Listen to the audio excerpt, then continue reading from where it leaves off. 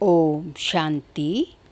आज 2 मई 2025। आज के ईश्वरीय महावाक्यों में हमारे परमपिता परमात्मा शिव कहते हैं, मीठे बच्चे एकांत में बैठ अपने साथ बातें करो। हम अविनाशी आत्मा हैं, बाप से सुनते हैं, ये प्रैक्टिस करो। एकांत में बैठ अपने साथ बातें करो। हम अविनाशी आत्मा है, बाप से सुनते हैं, ये प्रैक्टिस करो। प्रश्न: जो बच्चे याद में अलबेले हैं, उनके मुख से कौन से बोल निकलते हैं? उत्तर: वे कहते हैं, हम शिव बाबा के बच्चे हैं ही, याद में ही हैं। लेकिन बाबा कहते वह सब गपोड़े हैं, अलबेलापन है, इसमें तो पुरुषार्थ करना है। सवेरे उठ अपने को आत्मा समझ बैठ जाना है, रूह रिहान करनी है, आत्मा ही बातचीत करती है। अभी तुम देही अभिमानी बनते हो। देही अभिमानी बच्चे ही याद का चार्ट रखेंगे, सिर्फ ज्ञान की लबार नहीं लगाएंगे। गीत बजा, मुखड़ा देख ले प्राणी अपने दिल दर्पण में। ओम शांति। रूहानी बच्चों को समझाया गया है कि प्राण आत्मा को कहा जाता है। अब बाप आत्माओं को समझाते हैं, ये गीत तो भक्ति मार्ग के हैं, ये तो सिर्फ इनका सार समझाया जाता है। अब तुम जब यहाँ बैठते हो तो अपने को आत्मा समझो, देह का भान छोड़ देना है। हम आत्मा बहुत छोटी बिंदी हैं, मैं ही इस शरीर द्वारा पाठ बजाती हूँ। ये आत्मा का ज्ञान कोई को है नहीं, ये बाप समझाते हैं, अपने को आत्मा समझो। मैं छोटी आत्मा हूँ, आत्मा ही सारा पाठ बजाती है इस शरीर से, तो देह अभिमान निकल जाए। ये है मेहनत।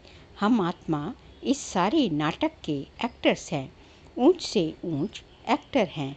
परमपिता ऊंच से ऊंच एक्टर है, परमपिता परमात्मा बुद्धि में रहता है, वह भी इतनी छोटी बिंदी है, उनकी महिमा कितनी भारी है।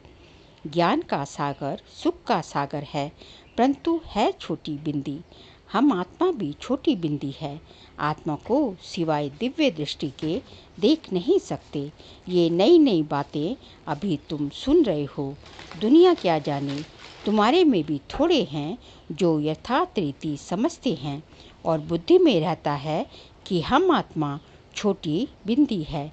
हमारा बाप इस ड्रामा में मुख्य एक्टर है, ऊंच से ऊंच एक्टर बाप है। फिर फलाने आते हैं। तुम जानते हो बाप ज्ञान का सागर है, परंतु शरीर बिगड़ तो ज्ञान सुना ना सके, शरीर द्वारा ही बोल सकते हैं। अशरीरी होने से ऑर्गन्स अलग हो जाते हैं। भक्ति मार्ग में तो देहधारियों को ही सिमरन करते हैं। परमपिता परमात्मा के नाम रूप देश काल को ही नहीं जानते, बस कह देते परमात्मा नाम रूप से न्यारा है। बाबा समझाते हैं, ड्रामा अनुसार तुम जो नंबर 1 सतो प्रधान थे, तुमको ही फिर सतो प्रधान बनना है। तमो प्रधान से सतो प्रधान बनने के लिए तुम्हें फिर ये अवस्था मजबूत रखनी है कि हम आत्मा हैं। आत्मा इस शरीर द्वारा बात करती है, उसमें ज्ञान है। ये ज्ञान और कोई की बुद्धि में नहीं है कि हमारी आत्मा में 84 जन्मों का पाठ अविनाशी नूंदा हुआ है। ये बहुत नई पॉइंट्स हैं। एकांत में बैठकर अपने साथ ऐसी बातें करनी है। हम आत्मा हैं, बाप से सुन रहा हूँ। धारणा मुझ आत्मा में होती है, मुझ आत्मा में ही पाठ भरा हुआ है। मैं आत्मा अविनाशी हूँ, ये अंदर घुटना चाहिए। हमको तमो प्रधान से सतो प्रधान बनना है। देह अभिमानी मनुष्यों को आत्मा का भी ज्ञान नहीं है। कितनी बड़ी बड़ी किताबें अपने पास रखते हैं, अहंकार कितना है। ये है ही तमो प्रधान दुनिया। ऊंच से ऊंच आत्मा तो कोई भी है नहीं।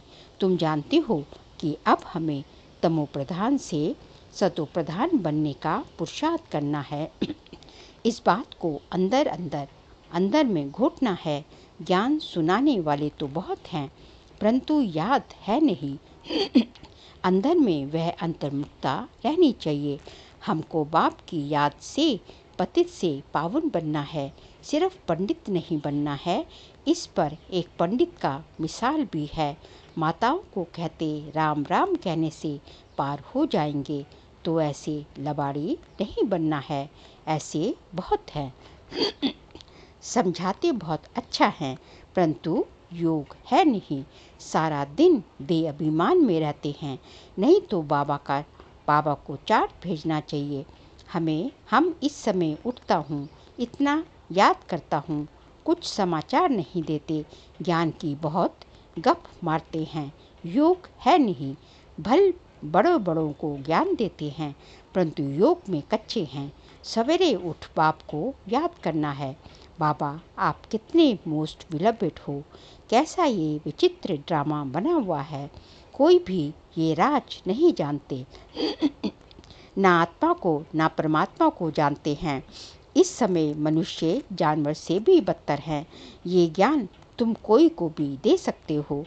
बोलो तुम आत्मा अभी तमोप्रधान हो, तुम्हें सतोप्रधान बनना है। पहले तो अपने को आत्मा समझो। गरीबों के लिए तो और ही सहज है, साहूकारों के तो लफड़े बहुत रहते हैं। बाप कहते हैं मैं आता ही हूँ साधारण तन में, ना बहुत गरीब ना बहुत साहूकार। अभी तुम जानते हो, कल्प कल्प बाप आकर हमको यही शिक्षा देते हैं कि पावन कैसे बनो। बाकी तुम्हारे धंधे आदि में खिटपिट है, उसके लिए बाबा नहीं आए हैं। तुम तो बुलाते ही हो, हे पतित पावन आओ। तो बाबा पावन बनने की युक्ति बताते हैं। ये ब्रह्मा खुद भी कुछ नहीं जानते थे। एक्टर होकर और ड्रामा के आदि मध्य अंत को ना जाने तो उन्हें क्या कहेंगे। हम आत्मा इस सृष्टि चक्र में एक्टर हैं, ये भी कोई जानते नहीं, भल कह देते हैं। आत्मा मूल वतन में निवास करती है, परंतु अनुभव से नहीं कहते। तुम तो अभी प्रैक्टिकल में जानते हो, हम आत्मा मूल वतन के रहवासी हैं। हम आत्मा अविनाशी हैं। ये तो बुद्धि में याद रहना चाहिए। बहुतों का योग बिल्कुल है नहीं। देह अभिमान के कारण फिर मिस्टेक बहुत होती है। मूल बात है ही देही अभिमानी बनना। ये फुलना रहना चाहिए। हमको सतो प्रधान बनना है। जिन बच्चों को सतो प्रधान बनने की लगन है, उनके मुख से कभी पत्थर नहीं निकलेंगे। कोई भूल हुई तो झट बाप को रिपोर्ट करेंगे, बाबा हमसे ये भूल हुई, क्षमा करना। छिपाएंगे नहीं, छिपाने से वह और ही वृद्धि को पाती है। बाबा को समाचार देते रहो, बाबा लिख देंगे तुम्हारा योग ठीक नहीं। पावन बनने की ही मुख्य बात है। तुम बच्चों की बुद्धि में 84 जन्मों की कहानी है। जितना हो सके बस यही चिंता लगी रहे कि सतो प्रधान बनना है, देह अभिमान को छोड़ देना है। तुम हो राज ऋषि, हठ योगी कभी राजयोग सिखला न सके। राजयोग बाप ही सिखलाते हैं, ज्ञान भी बाप ही देते हैं। बाकी इस समय है तमो प्रधान भक्ति। ज्ञान सिर्फ बाप संगम पर ही आकर सुनाते हैं। बाप आए हैं तो भक्ति खत्म होती है, ये दुनिया भी खत्म हो जानी है। ज्ञान और योग से सतयुग की स्थापना होती है। भक्ति चीज ही अलग है। मनुष्य फिर कह देते दुख सुख यहाँ ही है। अभी तुम बच्चों पर बड़ी रिस्पॉन्सिबिलिटी है। अपना कल्याण करने की युक्ति रचते रहो।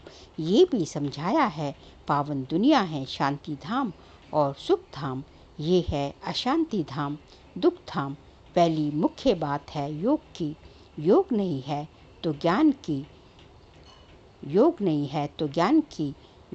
के गपोड़े हैं। सिर्फ पंडित माफिक। आजकल तो रिद्धि सिद्धि भी बहुत निकली है, इसमें ज्ञान का कनेक्शन नहीं है। मनुष्य कितना झूठ में फंसे हुए हैं, पतित हैं। बाप खुद कहते हैं मैं पतित दुनिया पतित शरीर में आता हूँ। पावन तो कोई यहाँ है ही नहीं। ये तो अपने को भगवान कहते नहीं, ये तो कहते ही हैं मैं भी पतित हूँ, पावन होंगे तो फरिश्ता बन जाएंगे, तुम भी पवित्र फरिश्ता बन जाएंगे। तो मूल बात ही ये है कि हम पावन कैसे बने, याद बहुत ज़रूरी है। जो बच्चे याद में अलबेले हैं वे कहते हैं हम शिव बाबा के बच्चे तो हैं ही, याद में हैं ही, लेकिन बाबा कहते वह सब गपोड़े हैं, अलबेलापन है, इसमें तो पुरुषार्थ करना है। सवेरे सवेरे उठ अपने को आत्मा समझ बैठ जाना है, रूह रिहान करनी है, आत्मा ही बातचीत करती है। अभी तुम देही अभिमानी बनते हो।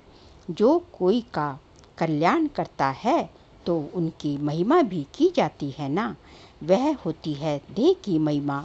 ये तो है निराकार परमपिता परमात्मा की महिमा, इसको भी तुम समझते हो। ये सीढ़ी और कोई की बुद्धि में थोड़े ही होगी। हम 84 जन्म कैसे लेते हैं, नीचे उतरते आते हैं। अब तो पाप का घड़ा भर गया है, वह साफ कैसे हो, इसलिए बाप को बुलाते हैं। तुम हो पांडव संप्रदाय, रिलीजियस भी हो और पॉलिटिकल भी हो। बाबा सब रिलीजन की बात ही समझाते हैं, दूसरा कोई समझा ना सके। बाकी वह धर्म स्थापन करने वाले क्या करते हैं, उनके पिछाड़ी तो औरों को भी नीचे आना पड़ता है। बाकी वह कोई मोक्ष थोड़ी ही देते हैं, बाप ही पिछाड़ी में आकर सबको पवित्र बनाए वापस ले जाते हैं। इसलिए उस एक के सिवाय और कोई की भी महिमा है नहीं। मोक्ष तो किसी को भी नहीं मिलता। मोक्ष माना इस सृष्टि चक्र के आवागमन के चक्र से ही छूट जाना, लेकिन वो तो हो ही नहीं सकता। कम से कम एक जन्म के लिए तो नीचे उतरना ही पड़ेगा। इसलिए मोक्ष यहाँ सृष्टि पर किसी को नहीं मिलता। ब्रह्मा की व तुम्हारी कोई महिमा नहीं है। बाबा ना आता तो तुम भी क्या करते। अब बाप तुमको चढ़ती कला में ले जाते हैं, गाते भी हैं चढ़ती कला तेरे बहाने सर्व का भला, परंतु अर्थ थोड़े ही समझते हैं, महिमा तो बहुत करते हैं। अब बाप ने समझाया है अकाल तो आत्मा है, क्योंकि आत्मा को काल कभी खा नहीं सकता। आत्मा तो अविनाशी है, अजर अमर अविनाशी है। शरीर विनाशी होता है, आत्मा अविनाशी है। आत्मा तो अकाल है, उसका ये तख्त है। तख्त कौन सा है आत्मा का, ये भ्रिकुटी रूपी तख्त जो है, जब शरीर लेती है आत्मा तो जो है मस्तक के मध्य में जो है बैठती है, तो ये मस्तक जो है उसका तख्त है। आत्मा विनाशी है, काल कभी खाता नहीं। आत्मा को एक शरीर छोड़ दूसरा पाठ बजाना है, बाकी लेने के लिए कोई काल आता थोड़े ही है। तुमको कोई के शरीर छोड़ने का दुख नहीं होता है। शरीर छोड़कर दूसरा पाठ बजाने गया, रोने की क्या दरकार है। हम आत्मा भाई भाई हैं, ये भी तुम अभी जानते हो। गाते हैं आत्माएं परमात्मा अलग रहे बहुकाल, सुंदर मेला लग गया जब सतगुरु मिला दलाल। दलाल सतगुरु को जब दलाल मिलता है, ब्रह्मा के द्वारा जो है हम जो सतगुरु से मिलते हैं। बाप कहाँ आकर मिलते हैं, ये आत्मा और परमात्मा का मेला है। बाप और बच्चे का मिलन होता है, संगम पर मेला लगता है, पुरुषोत्तम संगम युग पर। ये बाप कहाँ आकर मिलते हैं ये भी नहीं जानते। अभी तुमको हर बात की समझानी मिलती है, कब से सुनते ही आते हो। कोई किताब आदि थोड़े ही उठाते हो, सिर्फ रेफर करते हैं समझाने के लिए। बाप सच्चा तो सच्ची रचना रचते हैं, सच बताते हैं, तभी कहा जाता है गॉड इज ट्रुथ। सच से जीत, झूठ से हार। सच्चा बाप सचखंड की स्थापना करते हैं। सचखंड मतलब सतयुग। रावण से तुमने बहुत हार खाई है, ये सब खेल बना हुआ है। अभी तुम जानते हो हमारा राज्य स्थापन हो रहा है, फिर ये सब होगे नहीं। ये तो सब पीछे आए हैं, ये सारे धर्म जो है इस्लामी, बौद्धिक, क्रिश्चियन, ये सब मोहम्मद सब जो है, ये सब सिख धर्म, ये सब बाद में अभी जो है द्वापर से आए, द्वापर के बाद आए हैं। सतयुग त्रेता में तो केवल आदि सनातन देवी देवता धर्म, ये सब पीछे आए हैं। ये सृष्टि चक्र बुद्धि में रखना कितना सहज है। जो पुरुषार्थी बच्चे हैं वो इसमें खुश नहीं होंगे कि हम ज्ञान तो बहुत अच्छा सुनाते हैं, साथ में योग और मैनर्स भी धारण करेंगे। तुम्हें बहुत बहुत मीठा बनना है, कोई को दुख नहीं देना है, प्यार से समझाना चाहिए। पवित्रता पर भी कितने हंगामे होते हैं, वह भी ड्रामा अनुसार होता है। ये बना बनाया ड्रामा है ना, ऐसे नहीं ड्रामा में होगा तो मिलेगा नहीं। पुरुषार्थ के लिए ये नहीं कह सकते कि ड्रामा में होगा तो हमें मिल जाएगा, नहीं, पुरुषार्थ तो हमें करना ही है। ड्रामा कहा जाता है जो पास्ट हो गया वो ड्रामा हो गया, कि मनुष्य जो है पास्ट की बातों में अपने को फंसा के नहीं रखे, क्यों हुआ, ऐसे नहीं होता, वैसे नहीं होता। इसलिए कहा जाता है कि जो पास्ट हो गया वो ड्रामा, लेकिन जो अभी चल रहा है और जो फ्यूचर में होना है वो तो हमारे हाथ में है। वह तो सब हमें पुरुषार्थ से बनाना है। आगे बाबा ने कहा, साथ में योग और मैनर्स भी धारण करना है। तुम्हें बहुत बहुत मीठा बनना है, कोई को दुख नहीं देना है, प्यार से समझाना चाहिए। पवित्रता पर भी कितना हंगामे होते हैं, वह भी ड्रामा अनुसार होता है। ये बना बनाया ड्रामा है ना, ऐसे नहीं ड्रामा में होगा तो मिल जाएगा, नहीं, मेहनत करनी है। देवताओं मिसल देवी गुण धारण करने हैं, लून पानी नहीं बनना है, आपस में लड़ना झगड़ना नहीं है। देखना चाहिए हम उल्टी चलन चलकर बाप की इज्जत तो नहीं गवाते हैं। सतगुरु का निंदा ठौर ना पाए, उसको कहीं ठिकाना मिल ही नहीं सकता। किसको? जो सतगुरु का, जो उस सतगुरु का जो कि हमें जो है इस दुनिया से ही पार करता है। यदि उसकी कोई निंदा करता है तो उसको कहीं ठिकाना नहीं मिल सकता। ये तो सत बाप है, सत टीचर है। आत्मा को अब स्मृति रहती है। बाबा ज्ञान का सागर, सुख का सागर है, जरूर ज्ञान देकर गया है, तब तो गायन होता है। इनकी आत्मा में कोई ज्ञान था क्या? ब्रह्मा बाबा की बात हो रही है। आत्मा क्या, ड्रामा क्या, कोई भी नहीं जानते। जानना तो मनुष्य कोई है ना, जो रुद्र यज्ञ रचते हैं तो आत्माओं की पूजा करते हैं। उनकी पूजा अच्छी व देवी शरीरों की पूजा अच्छी। ये शरीर तो 5 तत्वों का है, इसलिए एक शिव बाबा की पूजा ही अभिविचारी पूजा कहा जाता है। अभी उस एक से ही सुनना है, इसलिए कहा जाता है hear no evil, see no evil, talk no evil. ग्लानि की कोई बात ना सुनो, निंदा की कोई बात ही ना सुनो, मुझ एक से ही सुनो। ये है अभिविचारी ज्ञान। मुख्य बात है, जब देह अभिमान टूटेगा तभी तुम शीतल बनेंगे। जब यह इस देह का भान, क्योंकि सब चीज़ें शरीर के साथ ही लिंक है। शरीर है तो तुम्हारे संबंधी हैं, शरीर है तो पदार्थ है, शरीर है तो सब कुछ शरीर से ही, दुनिया ही शरीर के साथ लिंक है। तो सबसे बड़ा है देह अभिमान। देह अभिमान टूटेगा तो तुम्हारा ये दुनिया में रहते हुए भी तुम दुनिया को भूल जाओगे। तुम्हारे लिए दुनिया मर गई, तुम मर गई दुनिया। तो इसका मतलब जब देह अभिमान टूटेगा तभी तुम्हारी जो कर्मेंद्रियां हैं वो शीतल बन जाएंगी। बाप की याद में रहेंगे तो मुख से भी उल्टा सुल्टा बोल नहीं बोलेंगे, कुदृष्टि नहीं जाएगी, देखते भी जैसे देखेंगे नहीं। हमारा ज्ञान का तीसरा नेत्र खुला हुआ है। बाप ने आकर त्रिनेत्री त्रिकालदर्शी बनाया है। अब तुमको तीनों कालों का, तीनों लोकों का ज्ञान है। अच्छा, मीठे मीठे सिकिलते बच्चों प्रति माता पिता बाप दादा का याद प्यार और गुड मॉर्निंग। रूहानी बाप की रूहानी बच्चों को नमस्ते। हम रूहानी बच्चों की रूहानी बाप दादा को नमस्ते नमस्ते नमस्ते। सार के लिए पॉइंट्स है, ज्ञान सुनाने के साथ साथ योग में भी रहना है, अच्छे मैनर्स धारण करने हैं, बहुत बहुत मीठा बनना है। मुख से कभी पत्थर नहीं निकालने हैं, फिर क्या निकालने? रत्न निकालने, फूल निकालने हैं। फूलों के समान जो है मीठे शब्द जो है, तुम जो है मिठास वाले शब्द निकालने हैं। सेकंड पॉइंट, अंतर्मुखी बन एकांत में बैठ अपने आप से रो रिहान चिट करनी है। पावन बनने की युक्तियाँ निकालनी है। सवेरे सवेरे उठकर बाप को बड़े प्यार से याद करना है। आज का बाबा का वरदान है, वायरलेस सेट द्वारा विनाश काल में अंतिम डायरेक्शंस को कैच करने वाले वॉइसलेस भव। वायरलेस सेट द्वारा विनाश काल में अंतिम डायरेक्शंस को कैच करने वाले वॉइसलेस भव।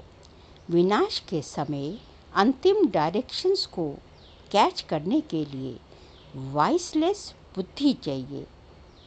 जैसे वे लोग वायरलेस सेट द्वारा एक दूसरे तक आवाज़ पहुंचाते हैं ना, वायरलेस सब वॉकी टॉकी होती है ना, जो जिससे कि जो है वायरलेस सेट होते हैं, जिससे एक से दूसरे तक आवाज़ पहुंचती है। तो इसी तरह जो है यहाँ है वॉइसलेस की वायरलेस। हमें वॉइसलेस बनना है, आवाज़ से परे जाना है, तो उसके लिए हमें वायरलेस, हमारा ये जो सेट है हमारे पास वायरलेस सेट चाहिए। इस वायरलेस द्वारा आपको आवाज़ आएगा कि इस सेफ स्थान पर पहुंच जाओ। बाहर हाहाकार मचा होगा, हलचल मची होगी, लेकिन हमें जो है, यदि हमारे पास वायरलेस सेट होगा, मतलब इस तरह हमारी पूरा शरीर आत्मा ट्यून हो रखी होगी कि बाबा के वाइब्रेशंस को कैच करने के लिए, तो इस वायरलेस सेट द्वारा आप वहाँ से जो आवाज़ आएगी तो हम उस आवाज़ को कैच करेंगे कि हमें टचिंग होगी कि अब यहाँ बहुत प्रॉब्लम है, तुम यहाँ से यहाँ शिफ्ट हो जाओ, या अनाज नहीं मिल रहा, कुछ सामान नहीं मिल रहा, लेकिन वहाँ हमें टच होगा कि यहाँ पे जो है कुछ सामान मिल रहा है, वहाँ चले जाओ। तो इस तरह जो है बाबा जो है विनाश काल में जो है अपने बच्चों को जो है टचिंग कराता रहेगा, लेकिन वो कौन कर पाएंगे? जिसके पास जो है आवाज़ से परे जाने का सेट होगा। वॉइसलेस में आने के लिए जो जिसके पास वायरलेस सेट होगा, जो इतना अंतर्मुखी बन के अपने आप को इस तरह बॉडी को ट्यून, आत्मा को ट्यून करके रखा होगा, उसके पास ही तो वायरलेस सेट होगा ना।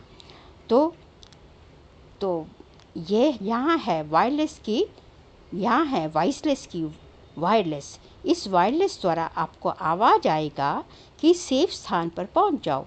जो बच्चे बाप की याद में रहने वाले वॉइसलेस हैं, बाबा की याद में जो रहेंगे वो वॉइसलेस है, मतलब वो आवाज़ से परे की दुनिया में चले जाते हैं। जिन्हें अशरीरी बनने का अभ्यास है वे विनाश में विनाश नहीं होंगे, लेकिन स्वेच्छा से शरीर छोड़ेंगे। उनका विनाश नहीं होगा। जिनके पास ये टचिंग पावर है, जिनके पास जो है ये कैचिंग पावर है, वॉइसलेस सेट वॉइसलेस है, जो आवाज़ से परे की दुनिया में जा सकते हैं, उनका विनाश काल में विनाश नहीं होगा, लेकिन वो अपनी इच्छा से, बाबा कहते हैं, शरीर छोड़ेंगे। बस हम तो जाते हैं बाबा के पास और शरीर, सेकंड में शरीर, आत्मा उड़ गई। स्लोगन है, योग को किनारे कर कर्म में बिजी हो जाना, यही अलबेलापन है। योग को किनारे कर कर्म में बिजी हो जाना, यही अलबेलापन है। मतलब बाबा ने अलबेलापन की आज डेफिनेशन बताई है कि अलबेलापन क्या है। अलबेलापन है कि जब हमारे कर्म में जो है योग का समावेश नहीं होता, कर्म में योग शामिल नहीं होता, बाबा की याद में कर्म नहीं करते, तो फिर क्या है, वो काम अच्छा नहीं होता, वो काम श्रेष्ठ नहीं होता। इसी को कहा जाता है अलबेलापन। इसलिए हम कर्म योगी हैं, हमारे हर कर्म में योग शामिल, योग का समावेश होना चाहिए। फिर मई मास का अव्यक्त इशारे का सब्जेक्ट है, रूहानी रॉयल्टी और प्योरिटी की पर्सनालिटी धारण करो। रूहानी रॉयल्टी और प्योरिटी की पर्सनालिटी धारण करो। आज का पॉइंट है, प्योरिटी की रॉयल्टी अर्थात एक व्रता बनना, एक मेरा तो एक बाबा दूजा ना कोई, इसे कहते हैं प्योरिटी की रॉयल्टी। इस ब्राह्मण जीवन में संपूर्ण पावन बनने के लिए एक व्रता का पाठ पक्का कर लो। वृत्ति में शुभ भावना, शुभ कामना हो। दृष्टि द्वारा हर एक को आत्मिक रूप में व फरिश्ता रूप में देखो। कर्म द्वारा हर आत्मा को सुख दो और सुख लो। कोई दुख दे, गाली दे, इंसल्ट करे तो भी आप कौन हो? आप सहनशील देवी और सहनशील देव हो। तो इसलिए जो है कोई कुछ भी करे, आपको क्या करना है? आपको हर हालत में स्टेबल रहना है और निंदा करने वालों की भी स्तुति करनी है। ये है रूहानी रॉयल्टी और प्योरिटी की पर्सनालिटी। अच्छा, ओम शांति।